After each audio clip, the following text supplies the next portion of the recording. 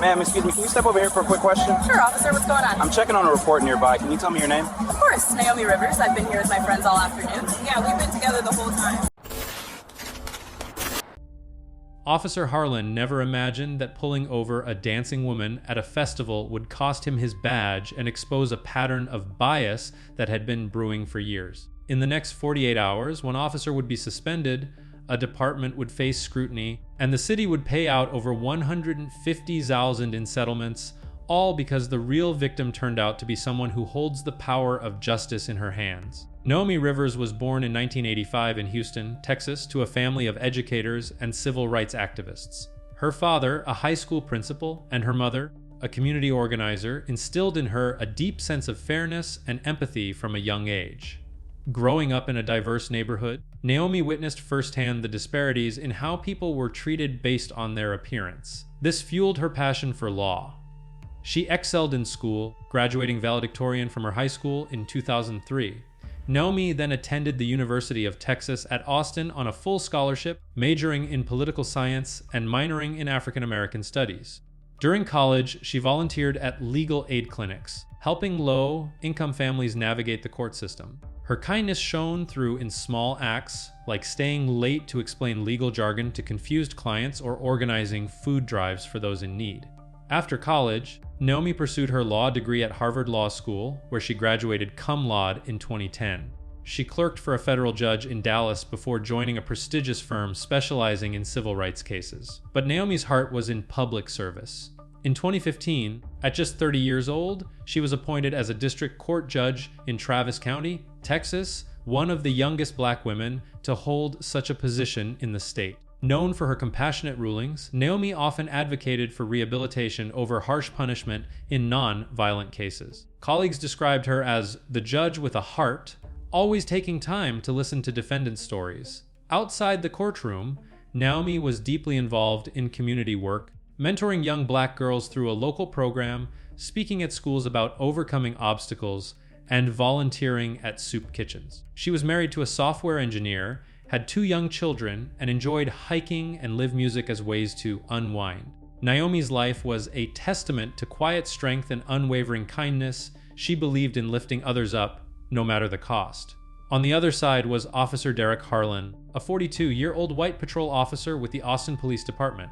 Born in 1982 in a small town outside Dallas, Derek grew up in a law enforcement family. His father was a sheriff, and 2 uncles were state troopers. He joined the force right after high school in 2000, starting as a cadet and working his way up. But Derek's career was marred by complaints. In 2005, during a traffic stop in East Austin, he was accused of using excessive force on a black teenager, pulling him from his car without cause. The internal review found no wrongdoing, but the family filed a complaint noting racial slurs. It was dismissed for lack of evidence.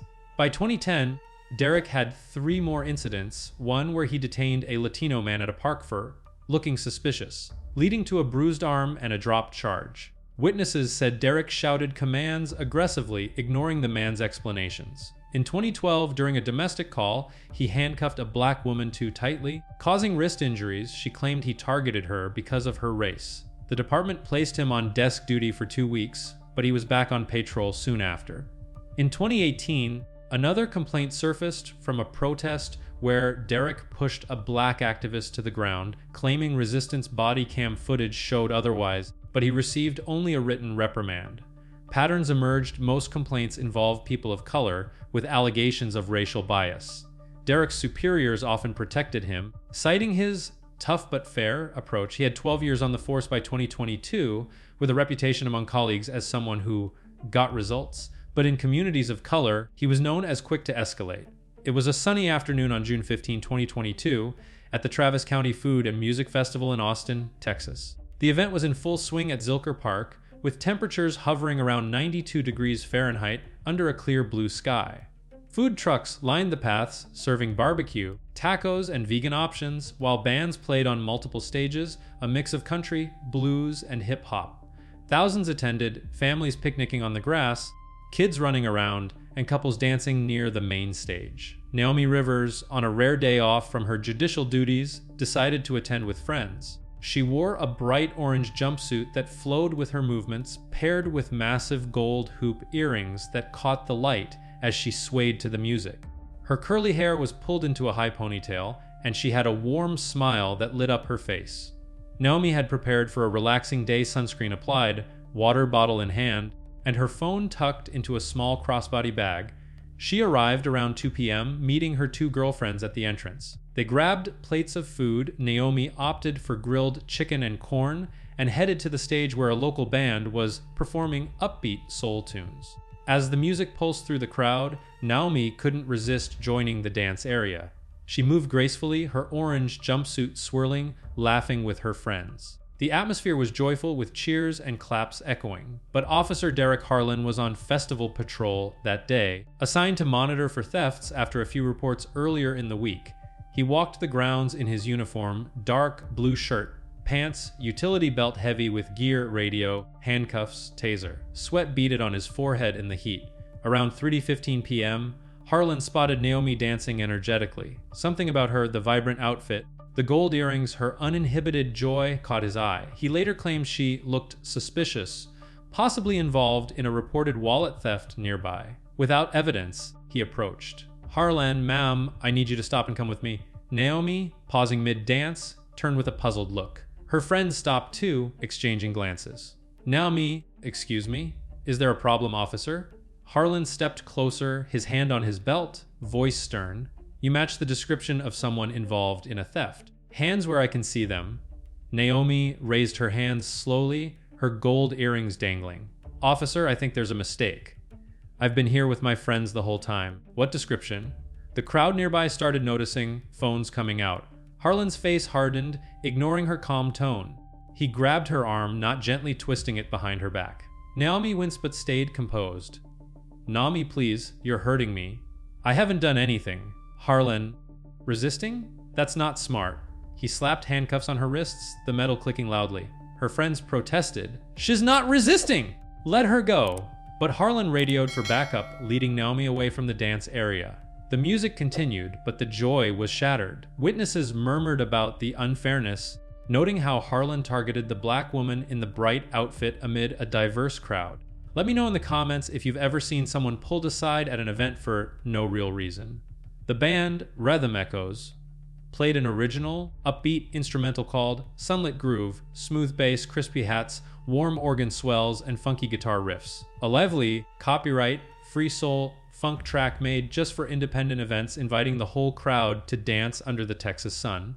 But for Naomi Rivers, the joy ended instantly. Officer Derek Harlan had her wrists cuffed tightly behind her back, metal digging into skin. She felt the sharp pinch, but kept her voice steady. "Naomi, officer, these are too tight.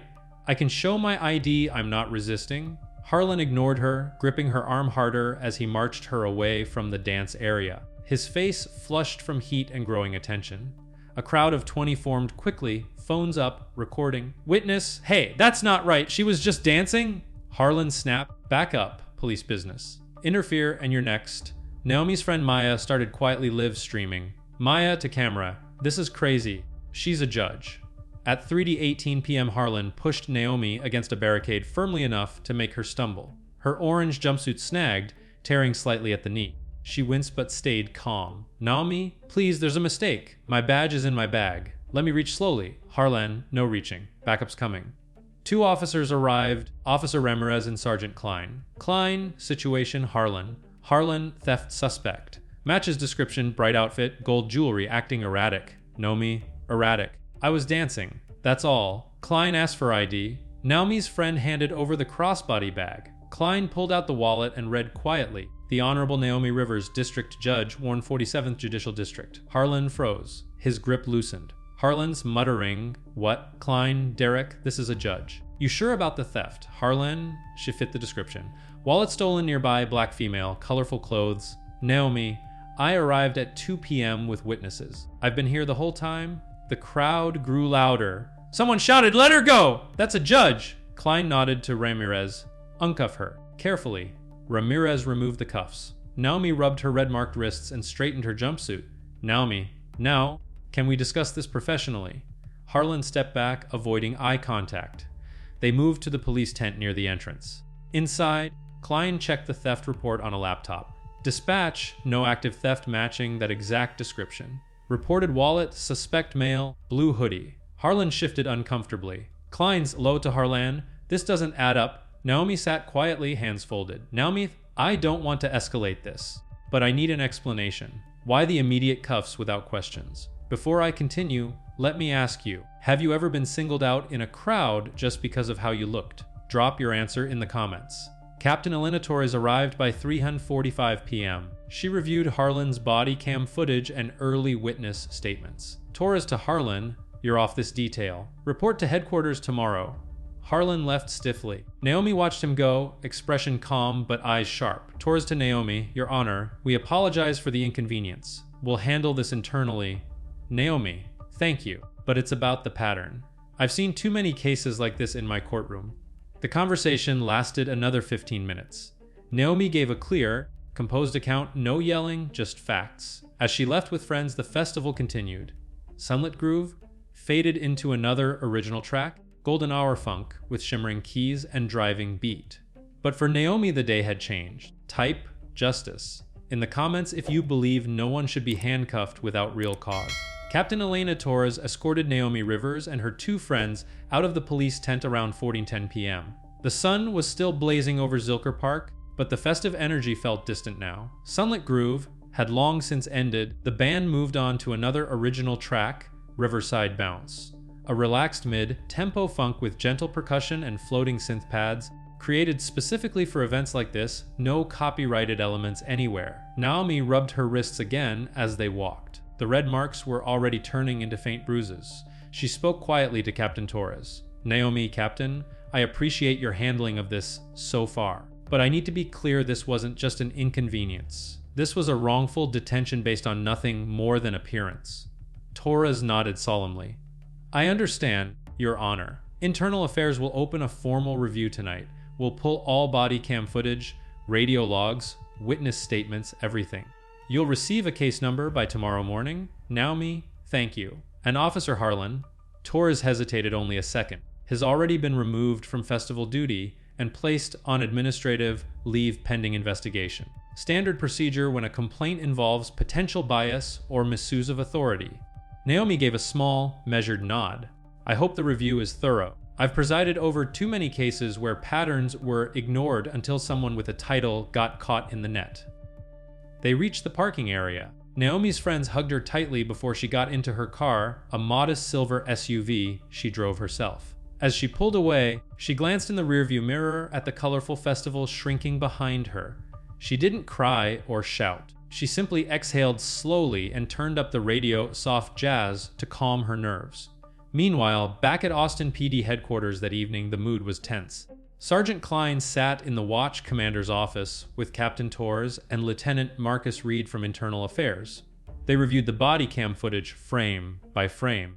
On screen, Harlan approaching Naomi from behind while she danced, no visible signs of criminal activity. No running, no furtive glances, no interaction with vendors. Just joyful movement to the music. Lieutenant Reed paused the video at the moment Harlan grabbed her arm. Reed, reasonable suspicion. Where? She wasn't even near the reported theft location. Dispatch already confirmed the suspect description doesn't match. Klein, he said, bright outfit, gold earrings. That's it? Torres rubbed her temples. This is the fourth bias-related complaint against Harlan in 8 years. The others were unsubstantiated or insufficient evidence. This time we have video from multiple angles, a sitting judge as the complainant, and zero probable cause. Reed, we'll need to interview the theft victim tomorrow, pull Harlan's full history, and get statements from at least a dozen witnesses. The festival had crowd cams, 2 park security can send those over. By 9 p.m. that night, the preliminary report was drafted. Recommendation: sustained findings for improper detention, failure to de-escalate, and possible racial profiling. Suggested discipline: 30-day suspension without pay, mandatory bias training, and review for possible termination if patterns held. Harlan was already home by then. He sat in his dimly lit living room, still in his undershirt, staring at the TV without really watching. His phone buzzed text from a fellow officer. Text? Heard what happened. You good? Harlan didn't reply. He knew the department protected its own most of the time, but a judge That was different. The next morning, June 16, 2022, Naomi woke early. She made coffee, sat at her kitchen table, and reviewed notes from the day before. Her phone rang at 8:15 a.m. It was Captain Torres. Torres, good morning, Your Honor. I wanted to update you personally. Internal Affairs has opened case IA-22478. Officer Harlan remains on paid administrative leave as of this morning protocol while we investigate. We've already collected 14 witness statements, all consistent with your account. No evidence linking you to any theft. Naomi, thank you for the transparency. What's next? Torres, we'll schedule a formal interview with Officer Harlan later this week. You'll be invited to provide an additional statement if you wish. The chief has been briefed. He's not happy. Naomi, I don't want special treatment because I'm a judge. I want the same fairness every person in my courtroom deserves and too often doesn't get. Torres, understood. We'll keep you updated every step. After the call, Naomi drove to the courthouse, not to Works, she was still on vacation, but to speak briefly with her chief judge colleague. She wanted to make sure this stayed professional, not personal. Chief Judge Alvarez listened quietly, then said, Naomi, if this department doesn't handle it right, we'll file a formal complaint through the state judicial conduct channel. But let's give them 48 hours to do the right thing first. Naomi agreed. She believed in due process even when it was inconvenient for those in power. That same afternoon, Officer Harlan reported to headquarters for his initial interview. He sat across from Lieutenant Reed in a small conference room. No lawyer yet, he waived it for the first round. Reed, Officer Harlan, walk me through your decision-making process yesterday at 3:15 p.m. Harlan, I received a call about a wallet theft. Description came over radio, black female, colorful clothing, large earrings. I saw the subject matching that description, acting suspiciously in the crowd, moving erratically, drawing attention. Reed, erratically how? Harlan, dancing aggressively. Looked like she was trying to blend in or distract. Reed raised an eyebrow but kept his tone neutral. And then, Harlan, I approached to conduct a field interview. She became argumentative. I perceived resistance, so I placed her in custody for officer safety. Reed, buddy cam shows you placed her in cuffs within 18 seconds of approach. No questions asked about her name, no request for ID, no explanation of why she was being detained until after the cuffs were on. Harlan shifted. I was acting on training, high-risk environment, festival crowds, recent thefts. Reed, the theft victim later clarified the suspect was a man in a blue hoodie, not a woman in orange. Harlan looked down at the table. Before I continue, let me ask you, have you ever watched someone in uniform make a snap decision that changed someone's day or life? Share your story in the comments. The interview lasted 45 minutes. Harlan stuck to his version, but cracks were visible. When it ended, Reed informed him, "You're on administrative leave without pay effective immediately. Return your duty weapon and badge before leaving the building." Harlan's face went pale. He complied silently. Outside, he sat in his truck for a long time before driving home. For the first time in 22 years on the job, he felt the ground shift under him. Type accountability in the comments if you think every badge should be held to the same standard, no exceptions. By the morning of June 17, 2022, case IA-22478 had already grown far beyond a routine internal review.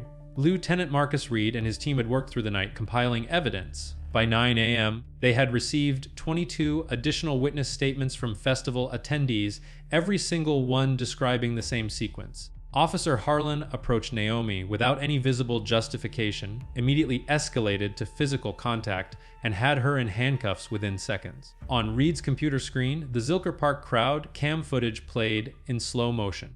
It clearly showed Naomi dancing to Riverside Bounce, another original track by Rhythm Echoes, a relaxed mid-tempo funk groove featuring soft bass lines, gentle percussion, and floating synth arpeggios, recorded specifically for free use at public events like this. No copyrighted material, no famous samples, just clean, joyful music. Naomi's movements were fluid and happy, no furtive glances, no contact with vendors, no suspicious behavior whatsoever. Just a woman in a bright orange jumpsuit enjoying her day off. Reed turned to Captain Torres, who sat beside him with a cold cup of coffee. Reed, this isn't a mistake. This is bias. Fourth documented incident in 8 years, and every single time the complainant has been a person of color. Torres sighed. The chief has already called twice. He wants this handled quickly, but quietly. With a judge at the center, quiet isn't an option. That same day, Naomi received an official letter from the department. Formal apologies on behalf of the chief of police and an invitation to provide further statements. She replied briefly, "I am willing to cooperate. I expect full transparency and fairness." At 2:00 p.m., Naomi arrived at APD headquarters accompanied by her attorney, an old friend from law school who specialized in civil rights. The meeting took place in a fourth-floor conference room. Present were Chief Daniel Whittaker, Captain Torres, Lieutenant Reed, and a representative from the Police Officers Union. Chief Whittaker opened, voice steady but tense. "Whittaker, Your Honor, on behalf of the entire department, I offer my sincerest apologies. What occurred on June 15 was unacceptable. We have already taken steps. Officer Harlan has been placed on unpaid administrative leave. His service weapon and badge have been collected." Naomi sat upright, hands folded on the table. She looked directly into the chief's eyes. "Naomi, I appreciate the apology, but words mean nothing without action. How many more people have to go through this before the system actually changes? I see the aftermath of these mistakes in my courtroom every single day." Whittaker nodded. "We understand the gravity. Preliminary findings from internal affairs, violation of detention procedures, lack of reasonable suspicion, possible racial bias. We are considering disciplinary measures up to and including termination." Naomi's attorney interjected, "We are also preparing a civil rights lawsuit alleging violations of the 4th and 14th Amendments. However, we remain open to pre-litigation settlement if the department demonstrates meaningful change." Chief Whittaker paused. "We are prepared to discuss compensation, and we have already initiated an independent audit of all bias-related complaints from the past 5 years." Naomi tilted her head slightly. "That is a good first step. But I want to see more than promises. I want to see consequences for Officer Harlan and real systemic reforms that follow."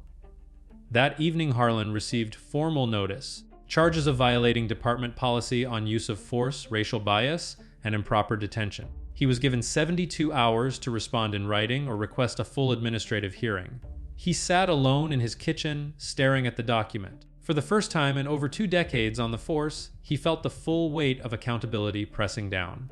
Meanwhile, Naomi returned home. She cooked dinner with her husband, played with her children, and read them bedtime stories, refusing to let the incident steal her peace. But in quiet moments, she thought about the countless people who didn't have a judge's title, a law degree, or a network of support. Those were the ones who suffered in silence.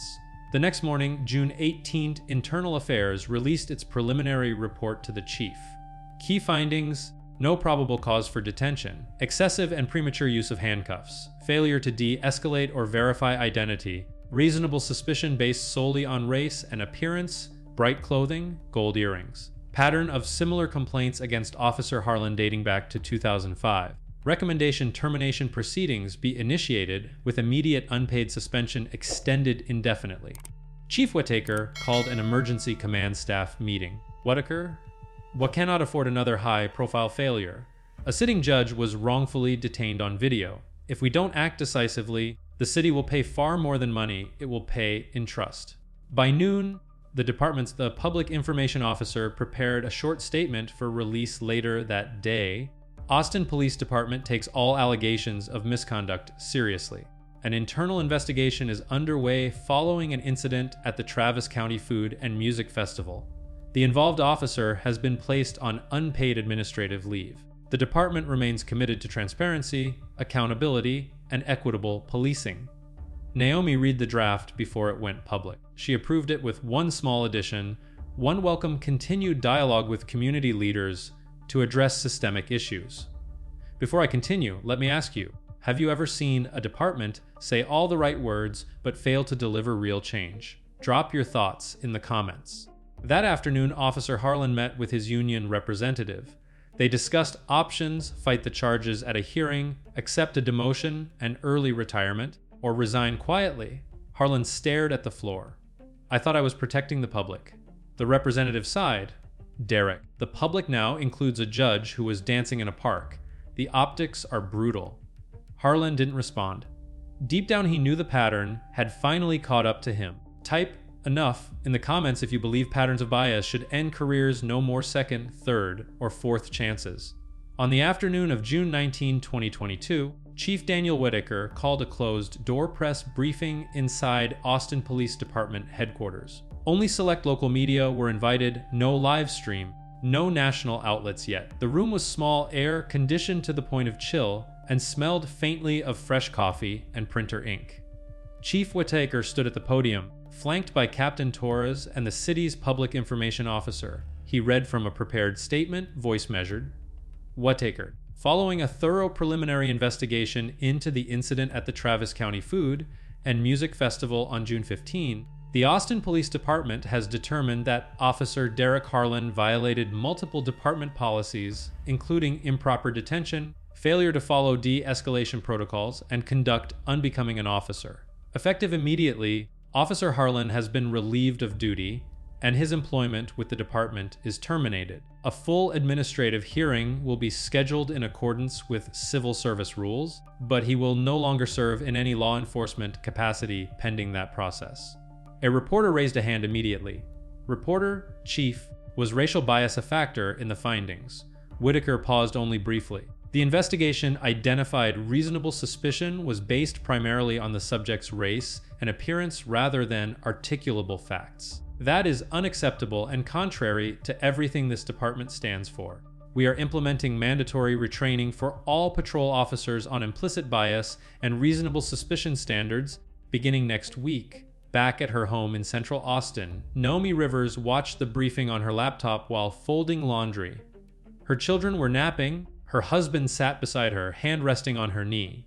When the chief announced the termination, Naomi exhaled, not in triumph, but in quiet relief. She turned to her husband. One badge gone. But how many more are still out there making the same choices? That evening, Naomi agreed to a brief, controlled press conference organized by the Travis County Courthouse Public Affairs Office. It was held on the courthouse steps at 6:30 p.m., golden hour light softening the limestone building behind her. She wore a simple navy blazer over a white blouse, professional, composed, no orange jumpsuit this time. About a dozen reporters and a small crowd of courthouse staff gathered. Naomi stepped to the microphone without notes. Naomi. On June 15, I was wrongfully detained, handcuffed, and publicly humiliated while attending a community festival with friends. I was targeted based on how I looked, nothing more. I am grateful that the Austin Police Department acted swiftly once my identity was known. Officer Harlan has been terminated, and that is a necessary step. But let me be very clear, this should not have required me being a judge for swift action to occur. She paused, letting the words settle. Naomi, every day in my courtroom, I see black and brown individuals who are presumed guilty before they speak. They don't have body cam footage working in their favor. They don't have friends filming from every angle. They don't have a title that forces accountability. If my experience can shine a light on that reality and push for real change, better training, stricter oversight, elimination of qualified immunity in clear cases of misconduct, then something good will come from an otherwise painful day.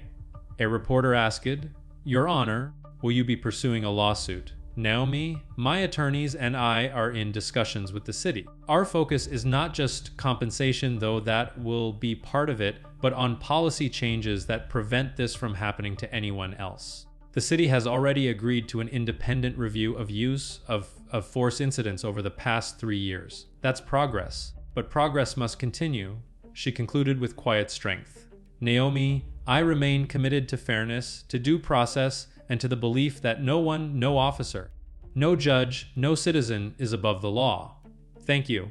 The press conference lasted less than 8 minutes. Naomi answered 3 more questions, then stepped away. No tears, no raised voice, just calm, unflinching truth. By the next morning, June 20, the city's risk management office had opened formal settlement negotiations. Naomi's legal team proposed $175,000 in compensatory damages plus $50,000 for attorney fees, along with a signed commitment to 3 new policy reforms, mandatory de-escalation certification every 12 months for all sworn officers, independent civilian review board participation in all bias-related investigations, public dashboard tracking complaints and outcomes by race of complainant. The city countered at $140,000 total. Negotiations would continue, but both sides signaled willingness to resolve without a full trial. Meanwhile, former Officer Harlan retained a private attorney specializing in police discipline cases. He filed for an administrative appeal of his termination, claiming the department rushed judgment to avoid public backlash. In his written statement, he maintained, "I believed I was acting in good faith based on the information available at the time." Few believed him. The body cam footage, now part of the public record through open records requests, told a different story. Before I continue, let me ask you, have you ever witnessed or experienced a situation where someone in power was protected until the wrong person was targeted? Share below. That same day, Naomi returned to her courtroom for the first time since the incident. She presided over a routine felony plea hearing. Before calling the next case, she addressed the courtroom quietly. "Naomi, for those who may have seen the news, yes, I was the judge involved in the recent festival incident. My experience does not change how I will rule in this courtroom. Justice must be blind to status, blind to race, blind to title. It must see only facts and law. That standard applies to everyone who walks through these doors, including me." The gallery, defendants, families, attorneys sat in respectful silence. Several nodded. As the day ended, Naomi walked to her chambers, hung her robe, and looked out the window at the Texas sunset. She felt no victory, only resolve. If stories of accountability matter to you, hit subscribe so you don't miss what comes next. Type change in the comments if you believe real reform starts with consequences, not just apologies. By late June 2022, the city of Austin and Naomi Rivers' legal team reached a settlement agreement. On June 28, the Travis County Attorney's Office announced the $185,000 total payout and $135,000 in compensatory damages to Judge Rivers, a $50,000 attorney fees and costs. No admission of liability was required, but the city agreed to implement 3 concrete policy changes within 90 days: annual mandatory de-escalation and implicit bias certification for every sworn officer, creation of a civilian oversight panel with subpoena power for all bias-related internal investigations, launch of a public online dashboard showing racial breakdown of complaints, detentions, and outcomes. Naomi issued a short written statement through her attorney. "I accept this resolution not as an end, but as a beginning. The money will support community legal aid programs. The real value lies in the reform's steps toward ensuring no one else is handcuffed for simply existing in public." Former Officer Derek Harlan's administrative appeal hearing was scheduled for September. He resigned quietly on July 5 to avoid the full process, forfeiting pension benefits accrued after his termination date. He moved out of Austin shortly after. Public records showed no further law enforcement employment in Texas. In the months that followed, Naomi returned fully to the bench. Colleagues noted she became even more deliberate in misdemeanor cases involving stops or minor offenses, often asking pointed questions about probable cause and officer conduct. She launched a mentorship program for young Black law students, sharing her story as a teaching tool. Privilege protected me that day. Most people don't have that shield. The Austin Police Department rolled out its new training modules in August 2022. Over 1,200 officers completed the first round by year's end. Early internal data showed a 14% drop in use of force incidents involving pedestrians during the following 6 months, small but measurable. Before I continue, let me ask you, have you ever seen a single incident force real policy change in your city or town? Drop your answer in the comments. Nationally, similar patterns persist. According to 2023 Department of Justice statistics, Black Americans are 3.5 times more likely to be stopped without cause than white Americans. In 68% of wrongful detention lawsuits settled between 2018 and 2023, body cam or bystander video was decisive. Only 2.1% of officers involved in sustained bias complaints face termination, most receive suspensions or retraining. Cities paid over $3.2 billion in police misconduct settlements from 2015 to 2024. Naomi addressed a judicial conference in Dallas later that year. One line from her speech went viral in legal circles. "When the system only corrects itself after it wrongs someone who can fight back, it isn't justice, it's selective accountability." She closed her remarks with a call to colleagues: "Let us not wait for the next viral video or the next judge in handcuffs. Let us build fairness into the foundation now." Back in Austin, the Travis County Food and Music Festival returned the following year. Naomi attended again, this time in a simple sundress, gold earrings still shining, dancing freely to another original track by Rhythm Echoes, Harmony Flow, gentle guitar, and steady drums under open skies. She smiled as she moved, no fear, no hesitation. The music played on, and for that moment, the weight of the previous summer felt lighter.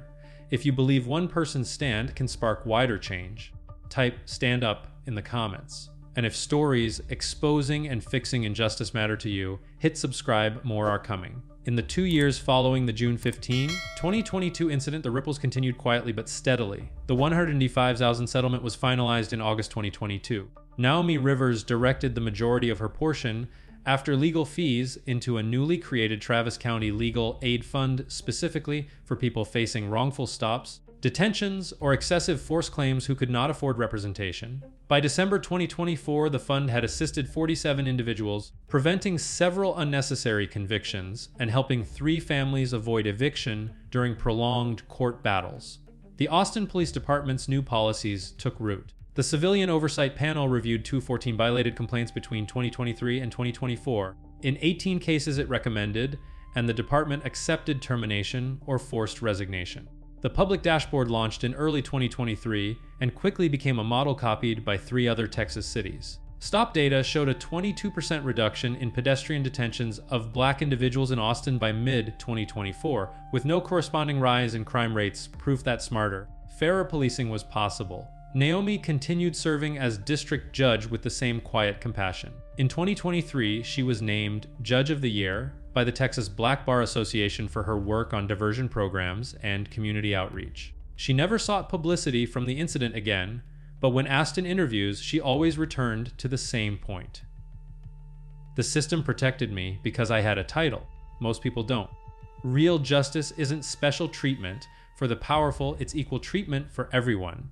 Former officer Derek Harlan never returned to law enforcement. Public records show he relocated to a small town in East Texas, took a job in private security consulting, and kept a low profile. His name no longer appeared on any active badge roster in the state.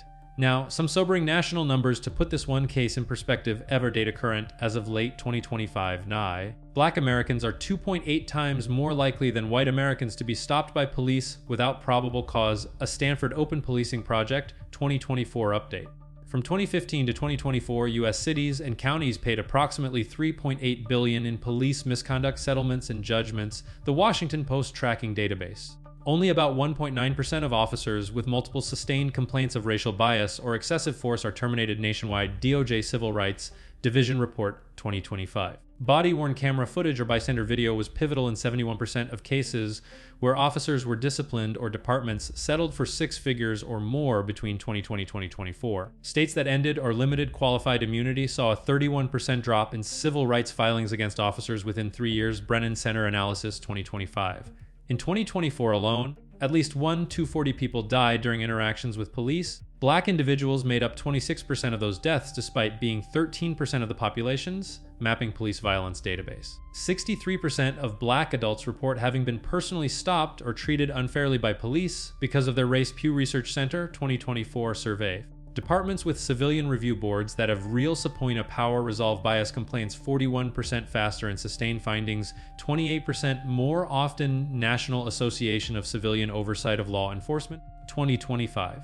These aren't just statistics. They represent real people, mothers, fathers, students, workers whose days were appended, whose trust was broken, whose rights were ignored. Before I wrap this up, let me ask you a few final questions. Have you ever been treated unfairly by someone wearing a badge or watched it happen to someone you love? Do you believe qualified immunity should be reformed or eliminated when clear misconduct is proven on video? What would it take for you to feel that policing in America is truly fair and accountable? Drop your honest thoughts in the comments below. I read every single one, and these conversations matter.